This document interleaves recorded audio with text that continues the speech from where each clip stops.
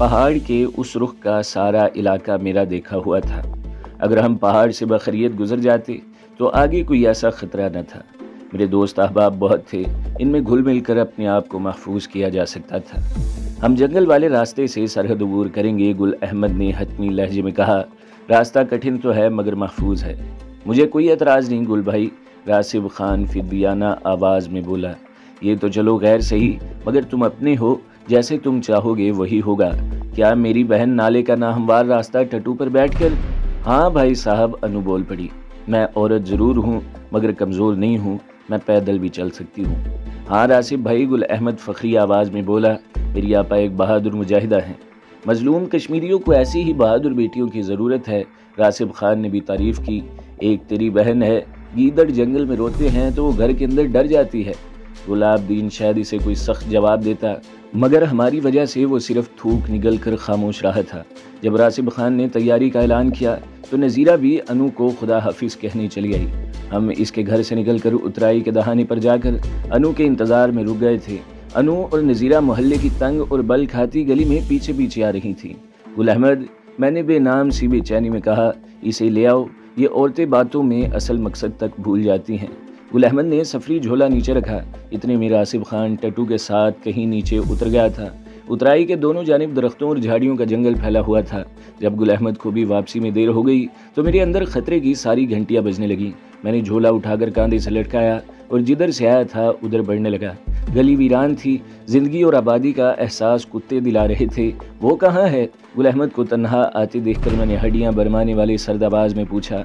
मैं देखता हूँ शायद अंधेरे में किसी दूसरी गली में। वो नज़ीरा क्या कहती है? मैंने गुल अहमद का शाना दबोच कर कहा। वो गली में गुम होने वाली नहीं है। हौसला हौसला भाई जी, गुल अहमद ने मेरा शाना थपक कर कहा। देखे दाएं बाएं कितनी गलियां मुड़ती हैं। मेरी बात का जवाब दो गुल अहमद। वो औरत क्या कहती है? वो तो कहती है आपके पीछे इनको जाते देखा था। मैं पथरीली नाहमवार गली में दौड़ता हुआ उतराई के मुंह तक गया। एक ख्याल आया कि हो सकता है रफ़ाए हाजत के लिए झाड़ियों में चली गई हो, लेकिन वहाँ भी नहीं थी। मैंने इसे 3 बार पुकारा, कोई जवाब न मिला। मैं फिर पलट कर दौड़ने लगा था। शायद गुल अहमद ने इसे तलाश कर लिया हो। गुल अहमद और मैं गलियों में दौड़ने लगे तो कुत्तों ने आसमान सर पर उठा लिया था। एक कुत्ता मेरा रास्ता रोकने की गलती में मारा गया था। मैंने उछलकर कुत्ते को किक लगाई। जब वो उछला तो मैं उठाकर इसको दीवार में मारता हुआ आगे निकल गया। एक घूमती गली के मोड़ पर हम फिर मिल गए थे। कोई हादसा, कोई गड़बड़ जरूर हुई है, उसने कहा। मेरे साथ आओ, मैंने दहकती आवाज़ में कहा। अब नज़ीरा बताएगी क्या गड़बड़ हुई है। मेरी कनपटियाँ लहू की ठोकरों की जद में थीं और भिंची हुई मुट्ठियाँ पसीने से भीग रही थीं। मैंने जाते ही रासिब खान के बंद दरवाजे को पाँव की भरपूर ठोकर लगाई। कमज़ोर क्वाड पुरशोर अंदाज में अंदर जा गिरे थे। नज़ीरा बच्चे को सीने से चिमटाए दीवार के साथ खड़ी बिल्ली की जद में आई कबूतरी की मानित सहमी हुई थी। गुल अहमद ने लंबा कदम उठाया और मेरे आगे निकल गया। मैंने बड़ी बेरहमी से इसे धक्का देकर एक तरफ किया। मैंने हमेशा अपनी प्यास के लिए खुद कुआं खोदा है। जिस प्यास से मुझे हालात ने दो चार कर दिया था, इसका तकाजा भी यही था कि मैं अपनी प्यास अपनी कुएं से बुझाऊं। मेरी साथी लड़की कहाँ है? मेरी आवाज़ में उरिया दरिंदगी थी जिसने नज़ीरा पर नज़ा की सी कैफियत तारी कर दी। वो खुली आंखों से मुझे देख रही थी, शायद कुछ बोलना भी चाहती थी मगर आवाज़ हलक में ही अटक गई थी। बोलो, वो कहाँ है? मैंने इसके बालों की लहराती लट को झटका दिया तो नज़ीरा का मुँह खुल गया। सुनो बता दो, गुल अहमद ने इल्तिजाइया लहजे में कहा। इसे तुम्हारा भाई कहाँ ले गया है? अपने साथ। नज़ीरा लर्जिशों के दरमियान बिड़बिड़ाई।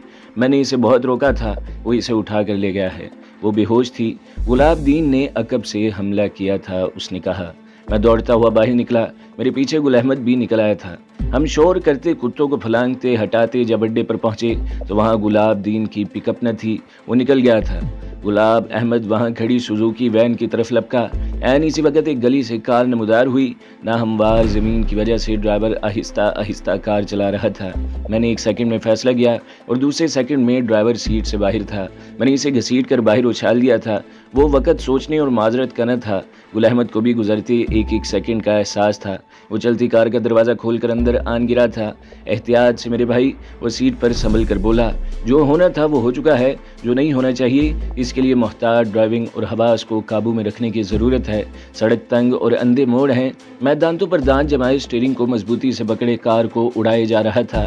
गुलदाद को शायद शक था कि मैं पहाड़ी सड़क पर महफूज ड्राइविंग न कर सकूंगा, जबकि मुझे अपने हाथों और ड्राइविंग पर मुकम्मल एतमाद था। कश्मीर की सड़कों पर 15 बरस की उम्र से ड्राइविंग कर रहा था।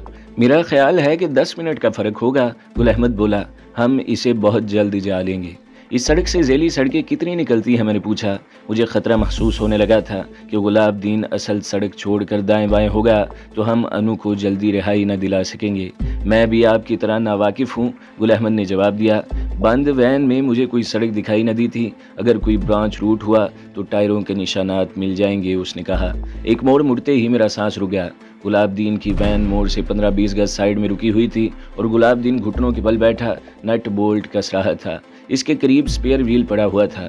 इसने गर्दन मोड़कर कार की जानिब देखा। वो उठाना था। शायद इसे यह तवक्का न रही हो कि ताकुब करने वाले प्राइवेट कार में हो सकते हैं। मैंने पिकअप से 10 कदम आगे जाकर कार रोकी और हम दाएं बाएं से फिरने की नीयत से इसकी जानिब बढ़ने लगे तो गुल अहमद पिकअप की हेडलाइट्स की जद में आ गया। तभी गुलाबदीन उल्टी कलाबाजियां लेता हुआ जंगल की तरफ दौड़ा था। गुल अहमद ने ऐन इस वक्त डाइव लगाकर इसका पाँव दबोच लिया था जब वो चढ़ाई चढ़ता हुआ घने जंगल में दाखिल होने जा रहा था। अगर वो जंगल में दाखिल हो जाता तो फिर इसे तलाश करना मुहाल हो जाता, क्योंकि अभी सुबह की रोशनी बहुत दूर थी। मैंने नीमवा दरवाजे को खोलकर अनु को पुकारा, मगर कोई जवाब न मिला। तब मैं अंदर रींगा और फ्रंट सीट को टटोलने लगा। सीट खाली थी। दुख का मेरे पेट पर जोरदार जैसे घुंसा लगा था। अजीब दर्द था, वो जो जिंदगी में पहली बार महसूस हुआ था। माँ की मौत और जुबैदा की गुमशुदगी का दुख मैं सह चुका था, लेकिन अनु को सीट पर न पाकर मेरी रूह चीख उठी थी। अनु बाजी पीछे बॉडी में है। गुल अहमद की आवाज़ ने मेरी चीखती रूह पर जैसे मरहम रख दिया। मैं नीचे उतरा तो देखा गुलाबदीन गुल अहमद के पाँव में घुटनों पर सर रखे लेटा हुआ था। मैं इसे नज़रअंदाज करता हुआ उछलकर पिकअप के अंदर गया और टटोल कर अनु को तलाश किया। वो फर्श पर औंधी पड़ी हुई थी। अनु, अनीला, मैं अंधों की तरह इसका चेहरा हाथ में लेकर चीखा। बोलो, अनु ने पहले सर इस बात में हिलाया और फिर गूं गूं करने लगी। मैंने इसके मुंह पर हाथ रखा। इसके मुंह पर पट्टी बंधी हुई थी। मैंने पट्टी की गांठ टटोल कर तलाश की और फिर पट्टी खोल दी। मेरे हाथ और पाँव भी बंधे हुए हैं, अनु ने सांसों को संभालते हुए बताया। चूँकि नायलॉन की डोरी थी, गुलाबदीन अनाड़ी था या अनु ने तड़प तड़प कर गांठें मजबूत कर दी थी। कोशिश के बावजूद मैं एक गांठ भी न खोल सका। गुल अहमद, मैंने घबराई हुई आवाज़ में कहा, क्या तुम अपनी कार पीछे ला सकते हो? मैंने कहा। मेरा पाँव इस नाक की गर्दन पर है भाई जी, गुल अहमद ने जवाब दिया। मुझे उठाकर बाहर ले चलो जहांगीर। अनु ने मेरी खोई हुई अकल को रोशनी दी। हेडलाइट्स में रस्सियाँ खोलना आसान होगा। मैंने इसे एक मुकद्दस अमानत की तरह संभाल कर उठाया और पिकअप के सामने जाकर सड़क पर रख दिया। फिर हेडलाइट्स रोशन की। नायलॉन की पतली डोर अनु के गुदाज कलाइयों और पिंडलियों पर खुब गई थी। मेरी जैकेट की बैक पॉकेट में चाकू है, अनु ने बताया। मैंने इसे ज़मीन से ऊपर उठाया और चाकू निकाल लिया, लेकिन डोरी जिल्द में घुसी हुई थी, इसलिए बड़ी एहतियात और आहिस्तगी से डोरी काटने में खासा वक्त लग गया था। फिर भी इसकी कलाई में कट लग गया था। मुझे यकीन तो था कि तुम ज़रूर आओगे, अनु कलाई सहलाते हुए बोली, मगर सोचती थी बड़ी देर कर दी मेरे मेहरबान आते। हम कुछ वक्त मोहल्ले में तुम्हें तलाश करते रहे थे, वरना इतनी देर न होती। मैंने कमीज़ के दामन से कलाई के कट से खून साफ करते हुए बताया। वैसे ताजुब है, अनु जैसी तरबियत याफ्ता लड़की एक ड्राइवर से मार खा गई है, मैंने कहा। अव्वल बात यह है कि वो ड्राइवर नहीं है, अनु ने हाथ बालों से उलझाते हुए कहा। जब इसने हाथ मेरे सामने किया तो मैं खून आलूद हाथ देखकर जड़ों से हिल गया था। ये घबराने की चंदा ज़रूरत नहीं है, अनु ने हाथ सड़क पर रगड़ा। मामूली ज़ख्म है। हाँ, तो मैं बता रही थी कि इसे महज ड्राइवर न समझना। अगर मैं भी इसे ड्राइवर ही समझती रहती तो इस वक्त यहाँ न होती। जब इधर मैं और नज़ीरा गली में संभल कर कदम उठा रही थी तो गुलाबदीन हमसे चंद कदम आगे था। अचानक मेरी समाज से ट्रांसमीटर की मानूस सीटी की आवाज़ टकराई। अभी मैं सिमत का अंदाज़ा ही लगा रही थी कि गुलाबदीन रास्ता छोड़कर दीवार के साथ लगकर खड़ा हो गया था। मैं और नज़ीरा जब इसके करीब से गुजर रही थी तो फिर ट्रांसमीटर की कॉल आई तो गैर इरादी तौर पर मैंने पलट कर गुलाबदीन की जानिब देखा तो गुलाबदीन ने उछल कर डंडा मुझे मारा। चोट इतनी अचानक और सर के पिछले हिस्से में लगी थी, मैं अपना तवाज़न बरकरार न रख सकी। फिर जब मुझे होश आया तो वो मुझे जकड़ चुका था। उसने कहा, गुल अहमद, मैंने आवाज़ दी, गुलाबदीन को इधर ले आओ। गुल अहमद इसे पक्की सड़क पर कुत्ते की लाश की तरह घसीटता ले आया था। एहसान फरामोश, बोल तेरे साथ क्या सलूक किया जाए? मैंने इसके झुके हुए चेहरे को पाँव से ऊपर उठाते हुए पूछा। तुम ना सिर्फ इंसान हो बल्कि कश्मीरी भी हो, फिर तुमने ऐसी हरकत क्यों की है? मैंने पूछा। अगर माफ़ करने का वादा करो तो तुम्हें एक ऐसी इतला दे सकता हूँ जो तुम्हारी सलामती की ज़मानत बन सकती है। नहीं गुलाबदीन, गुल अहमद बोल पड़ा, तुम शराइत मनवाने की पोजीशन में नहीं हो। हम तुम्हारी खाल उधेड़ कर अंदर से वो इतला निकाल लेंगे। گل احمد بھائی، انو نے کہا، پہلے اس کی تلاشی لو، اس کے پاس ٹرانسمیٹر ہے، یہ خود نکالے گا۔ گل احمد نے اس کے چہرے پر پاؤں مارا تو وہ الٹ گیا۔ جلدی کر خنزیر کی اولاد۔ اس نے واسکٹ کی اندرونی جیب سے چھوٹا مگر طاقتور لانگ رینج ٹرانسمیٹر نکال کر گل احمد کے پاؤں میں رکھ دیا تھا۔ گل احمد نے ٹرانسمیٹر اٹھا کر میری جانب دیکھا، تو تمہارا تعلق ان لوگوں سے ہے جن سے محتاط رہنے کی ہدایت میرے کمانڈر نے کی تھی۔ جہانگیر بھائی، بھارتی فوج نے کچھ اپنے ایجنٹ اور کچھ ادھر کے کشمیریوں کو خرید رکھا ہے۔ یہ لوگ ان تمام راستوں کی نگرانی کرتے ہیں جن سے مجاہدین آتے جاتے ہیں۔ یہ لوگ جانے والوں کی اطلاع نگران ملٹری پوسٹوں کو دیتے ہیں اور آنے والوں کو شہید کر دیتے ہیں۔ جہانگیر، انو اٹھتے ہوئے سرد آواز میں بولی، چاقو مجھے دے کر چند قدم پیچھے ہٹ جاؤ۔ یہ اپنے وطن، قوم اور انسانیت کا ہی دشمن نہیں ہے، میرا مجرم بھی ہے۔ میں نے کمانی دار چاقو جب کھولا تو رات کے سناٹے میں کھڑکھڑاہٹ ابری تھی۔ ٹھہرو، وہ ہاتھ اٹھا کر گڑ گڑایا، میں ایک نہیں ہوں، مجھ جیسے بہت سے لوگ تمہارے راستے کی نگرانی کر رہے ہیں۔ دیکھو، ہر معاملے کی کوئی نہ کوئی قیمت ہوتی ہے۔ مجھ سے میری زندگی کے عوض محفوظ راستوں کو خرید لو، ورنہ کبھی منزل تک نہ پہنچ سکو گے۔ اس نے کہا، اس کی کیا ضمانت ہوگی کہ تم ہمیں دھوکہ نہیں دو گے؟ انہوں نے پوچھا۔ ضمانت صرف اعتماد ہی ہو سکتا ہے، اس نے کہا۔ تم جیسے احسان فراموش اور ضمیر فروش پر اعتماد کیسے کیا جا سکتا ہے؟ میں نے کہا، ٹھیک ہے، جس طرح کی ضمانت تم چاہتے ہو وہی کرو۔ ہم تمہاری بوٹیاں اس جنگل میں رہنے والی مخلوق کے لیے چھوڑ کر اللہ کے بھروسے پر سفر پر روانہ ہو جائیں گے۔ میں نے کہا، اگر تم مجھے خوفزدہ کر رہی ہو تو اپنا وقت ضائع کر رہی ہو۔ وہ بے خوفی سے بولا، جب ہمیں کوئی فرض سونپا جاتا ہے تو ساتھ زندگی کی ضمانت نہیں دی جاتی۔ اس نے کہا، بہن جی، گل احمد ایک قدم اٹھا کر درمیان آ گیا، اگر یہ بالکل سچ بولے گا تو میں اس کی زندگی کی سفارش کروں گا۔ آپ پیچھے ہٹ جائیں۔ ہاں، اب بولو، کیا بتانا چاہتے ہو؟ گل احمد نے کہا۔ اس سے پوچھو گل بھائی، انو نے کہا۔ اس کا تعلق کشمیر کے کس حصے سے ہے؟ جب ہمیں معلوم ہوا کہ باغیوں کی مین پاور اور ایمونیشن سے مدد براستہ مظفر آباد کی جاتی ہے تو ہائی کمان نے تمام راستوں کی نگرانی کا فیصلہ کیا اور 50 رضاکار ادھر بھیجے گئے تھے۔ نذیرہ اور را سب بھی ہماری ٹیم کے ممبرز ہیں۔ ہوٹل والا چاچا ہمارا کمیشن ایجنٹ ہے، وہ انہی لوگوں کو میرے پاس لے آتا ہے جن کی منزل مقبوضہ حصہ ہو۔ اسی سڑک پر 2 بانٹیاں بھی ہیں، جو شکار مجھ سے بچ کر نکل جاتا ہے اسے وہ پھنسا لیتے ہیں۔ تم اپنے شکار کو بارڈر تک کیوں لے جاتے ہو؟ میں نے سوال کیا۔ تمہارا مقصد تو یہاں بھی پورا ہو سکتا ہے، پوسٹ کمانڈرز کی یہی ہدایت ہے، اس نے جواب دیا۔ اگر ہم کسی کو آگے نہ جانے دیں تو ان کی آمدنی کا ذریعہ رک جائے گا۔ ہر مجاہد کی جیب سے کچھ نہ کچھ ان کو مل جاتا ہے۔ میں نے تمہاری عورت کو روک کر تم پر احسان کیا تھا، تم مجھے احسان فراموش کہہ رہے ہو؟ میں اپنے بھگوان کی سوگند کھاتا ہوں کہ یہ عورت اگر تمہارے ساتھ چلی جاتی تو راسب اسے فوجیوں کے کیمپ میں پہنچا کر انعام حاصل کر لیتا۔ تم سوچ سکتے ہو کہ عورت ایک مرد کو تو برداشت کر سکتی ہے، مگر کیمپ کے بھوکے فوجی اسے جس اذیت سے دوچار کر دیتے وہ تم لوگوں سے پوشیدہ نہیں ہوگا۔ اس نے کہا، بارڈر تک جس پوائنٹ پر تمہارے ساتھی ہیں، کیا تم اپنی زندگی کی قیمت پر نشاندہی کر سکتے ہو؟ میں نے کہا، زیادہ نہیں ہیں، صرف 15 ہیں، جن میں 5 عورتیں ہیں۔ زیادہ کم کی بات تم نہ کرو، گل احمد نے اسے ٹوک کر کہا۔ یہ بولو، خلوص نیت سے تعاون کرو گے، میں تمہیں زندگی کی ضمانت دیتا ہوں۔ باقی لوگ کہاں ہیں؟ انو نے سوال کیا۔ وثوق سے نہیں بتا سکتا، اس نے معذرت خواہانہ لہجے میں جواب دیا۔ مظفر آباد اور دیگر شہروں کی جانب چلے گئے ہیں، ان سے صرف ٹرانسمیٹر پر رابطہ ہوتا ہے، کبھی کبھی ان میں سے کوئی مجاہدین کے قافلے کی پیشگی اطلاع دیتا ہے۔ تعاون کی یقین دہانی کا شکریہ، میں نے اس کے شانے پر تھپکی دی۔ ایک بات کا خیال رکھنا، دھوکہ دہی کی صورت میں ہمارے پاس صرف سزائے موت ہے۔ میں نے کہا، میں زندہ رہنا چاہتا ہوں، اس لیے دھوکہ نہیں دوں گا۔ اس نے تھوک نکل کر خشک ہونٹوں کو زبان سے تر کرتے ہوئے کہا۔ ہم نے احتیاطاً کار کو سائیڈ میں لگایا اور اپنے ساتھ پچھلی نشستوں پر اسے بٹھا لیا تھا۔ اس نے اپنا اصل نام سنتو رام بتایا تھا۔ انو نے قریت کر اس سے بارڈر پار کی بہت سی مفید معلومات بھی حاصل کر لی تھی۔ یہاں رکے، سڑک ایک سرائے سے آگے نکلی تو سنتو رام نے زبان اور ہاتھ بیک وقت استعمال کیے۔ گل احمد نے پک اپ سائیڈ میں لگائی اور پیچھے آ گیا۔ میں انو کو محتاط رہنے کی تلقین کرتا ہوا سنتو رام کے ساتھ گاڑی سے اتر گیا۔ سرائے کے حکم میں چڑھائی پر 10-15 گھروں پر مشتمل آبادی چاندنی میں دکھائی دی، ہر مکان دوسرے مکان سے فاصلے پر تھا۔ یہاں ایک جوڑا مقیم ہے، سنتو رام نے بتایا۔ وجے ناتھ ایک سابقہ فوجی ہے، اسے 1 سیکنڈ کے لیے بھی آپ نے ڈیل دی تو وہ نقصان دہ ثابت ہو سکتا ہے۔ اس کی بیوی مقامی ہے، وہ اسے مظفر آباد کا رہائشی سمجھتی ہے۔ 2 ماہ قبل اسلامی طریقے پر نکاح ہوا تھا۔ تمہارا کام صرف اتنا ہے کہ تم اسے باہر بلاؤ اور تعارف کرا دو، اسے بتانا کہ تمہاری گاڑی خراب ہو گئی ہے، آگے نہیں جا سکتی۔ ٹھیک ہے، میں اسے لے آتا ہوں۔ سنتو رام نے قدم بڑھایا تو میں نے اس کا ہاتھ تھام لیا۔ اس نے طویل سانس لی تھی۔ کیا آپ ساتھ چلیں گے؟ اس نے کہا۔ ہاں دوست، میں نے کہا، کیا ہم احمد دکھائی دیتے ہیں؟ ابھی ہم نے ایک مکان کا فاصلہ طے کیا تھا کہ ایک بھیڑیا نما کتا گھراتا ہوا حملہ آور ہوا۔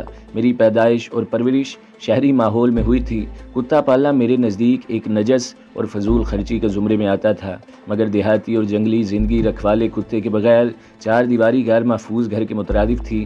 کتوں کی وجہ سے لوگ بے چین سو جاتے تھے، پھر کتے خطرے کے الارم کا بھی کام دیتے تھے۔ اگر کتا ہمارا راستہ نہ روکتا تو ہم بے روک ٹوک وجے ناتھ کے گریبان تک ہاتھ لے جاتے، مگر کتے نے ہمیں اتنا ہی مشکل میں ڈال دیا تھا جتنا نگران فوجی مشکل کا سبب بنتا۔ گل احمد نے کتے کو بیٹھ کر ہاتھوں پر لیا اور جھاڑیوں میں اچھال دیا۔ شاید وہ کتا مارشل آرٹ کے فن سے واقف تھا یا کوئی دوسری وجہ رہی تھی، گرتے ہی اچھل کر مجھ پر آیا۔ تب گل احمد نے غالباً اضطراری حالت میں کتے پر فائر جھونک دیا۔ میں کتے کے حملے سے بچنے کے لیے پیچھے ہٹا تو ناہموار پتھریلی جگہ پر توازن برقرار نہ رکھ سکا۔ دوسرے فائر کی آواز پر میں نے زمین پر پڑے پڑے گردن موڑی تو چند قدم اوپر سنتورام کو جھاڑی میں گرتے دیکھا۔ جھاڑیوں اور درختوں نے چاندنی کی روشنی کو مدھم کر رکھا تھا، اس لیے کوئی اندازہ لگانا مشکل تھا کہ سنتورام کو کیا ہوا ہے۔ یہ کون ہے؟ یہ فائرنگ کون کر رہا ہے؟ اوپر سے کسی نے بلند آواز سے پوچھا۔ وجے، یہ میں ہوں سنتورام۔ گل احمد نے سنتورام پر دوسری گولی چلائی تھی، مگر آواز کو گولی نہ دبا سکی تھی۔ سنتورام نے چیخ کر کہا تھا، وجے دشمن ہے، بھاگ جاؤ۔ وجے کوئی عام دیہاتی نہ تھا کہ دشمن کی خبر پا کر دبک جاتا یا فرار ہونے میں دیر نہ کرتا۔ بقول سنتورام وہ سابقہ فوجی اور حاضر انڈین ایجنٹ تھا۔ سنتورام کی آواز تو دم توڑ گئی تھی، مگر وجے ناتھ نے ہم پر آگ کی بارش برسانا شروع کر دی۔ پہلی تڑتڑاہٹ پر ہی میں نے اندازہ لگا لیا کہ ہمارے دشمن کی آگ میں خودکار آتشی ہتھیار ہے۔ گل احمد بھی زمین سے چپک گیا تھا۔ میں تو پہلے ہی نشیب میں گرا ہوا تھا۔ وجے ناتھ نے ہدف پر برسٹ نہیں مارا تھا، صرف اندازے سے اس نے آواز کو نشانہ بنایا تھا۔ گولیاں ہمارے اوپر سے گزر رہی تھیں۔ گل احمد نے وقفے سے فائدہ اٹھانے میں دیر نہ کی۔ کراسنگ میں وہ میرے قریب چلا آیا۔ میں بھی رینگ کر 3 فٹ ابرے پتھر کی آڑ میں ہو گیا تھا۔ آپ فوراً نیچے چلے جائیں بہن جی، کوئی غلطی نہ کر بیٹھیں، گل احمد نے سرگوشی میں کہا۔ ہمارے پاس ریوالور ہیں، ہم کلاشن کوف یا برین گن کا مقابلہ کرنے کی پوزیشن میں نہیں ہیں۔ کیا سنتورام؟ میری جلد بازی نے کھیل کا پانسا پلٹ دیا ہے، گل احمد تعصب بھری آواز میں بولا۔ وہ فرار ہو رہا تھا، پھر بھی مجھے فائل نہیں کرنا چاہیے تھا۔ جو ہونا تھا ہو چکا ہے، میں نے اسے تسلی دی۔ تمہاری جگہ میں ہوتا تو یہی کرتا۔ تم بھی نیچے چلو، یہاں رہنا خطرناک ہوگا، میں نے کہا۔ میں اسے الجھائے رکھوں گا، گل احمد نے کہا۔ آپ گاڑی لے کر نکل جائیں۔ نہیں گل احمد، میں تمہیں چھوڑ کر نہیں جاؤں گا، ضد مت کرو، میں نے کہا۔ چھوٹے بڑے پتھر اور اونچی نیچی جھاڑیوں سے ہمیں قدرتی آڑ مل گئی تھی، ورنہ دشمن اور ہمارے درمیان فاصلہ زیادہ نہ تھا۔ چونکہ ہم سرگوشیوں میں گفتگو کر رہے تھے، اس لیے وجے ناتھ مغالطے کا شکار ہو گیا تھا، یا وہ حماقت کی حد تک دلیر شخص تھا۔ اپنی کارروائی کا نتیجہ دیکھنے نیچے اترایا۔ میری نظر اس وقت اس پر پڑی جب وہ 2 پتھروں کے درمیان سے سرکتا ہوا نیچے اتر رہا تھا۔ چاند اس کی پشت پر تھا، اس لیے وہ نمایاں ہو گیا تھا۔ میں نے پتھر سے پشت لگا کر گل احمد کا ہاتھ دبایا، وہ فوراً نیچے ہو کر دبک گیا۔ پھر ہمارے درمیان جھاڑیاں حائل ہو گئیں۔ صرف پتوں کی مدم مدم چرچراہٹ اور بجری کی دبی دبی آواز سے میں نے اندازہ لگایا تھا کہ وہ محتاط انداز میں نیچے آ رہا ہے۔ مان وہ نمودار ہوا اور اس کا طویل سایہ ہم پر چھا گیا تھا۔ اس نے بھی مجھے دیکھ لیا تھا اور اچانک اتنے قریب دشمن کو دیکھ کر قدرتی طور پر اسے جھٹکا لگا تھا اور وہ پیچھے ہٹنا چاہ رہا تھا کہ میرے ریوالور سے یکے بعد دیگرے 2 شعلے نکل کر اس سے ٹکرائے اور وہ جھاڑیوں میں الٹ گیا تھا۔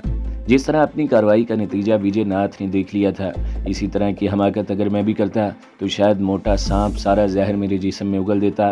اس لیے میں اور گل احمد کرالنگ کرتے ہوئے سڑک پر اترے تھے۔ انو کوئی عام سی عورت نہ تھی کہ فائرنگ کی آواز اسے ہوا سے بیگانہ کر دیتی۔ اس نے فائرنگ شروع ہوتے ہی خود کو محفوظ کر لیا تھا۔ جب اس نے ہمیں سڑک اترتے دیکھا تو کسی طرف سے نکل کر فوراً قریب چلی آئی۔ کیا وہ فرار ہو گیا ہے؟ اس نے پوچھا۔ ہاں، گل احمد نے جواب دیا، عارضی دوزخ سے فرار ہو کر ابدی دوزخ میں چلا گیا ہے۔ تو دوستو، اگلی قسط سننے کے لیے ہمارے چینل کو ضرور سبسکرائب کریں، ویڈیو کو لائک کریں اور بیل کے آئیکن پر بھی کلک کر دیں تاکہ ہر جو آنے والی ویڈیوز ہیں وہ آپ کو سب سے پہلے ملتی رہیں۔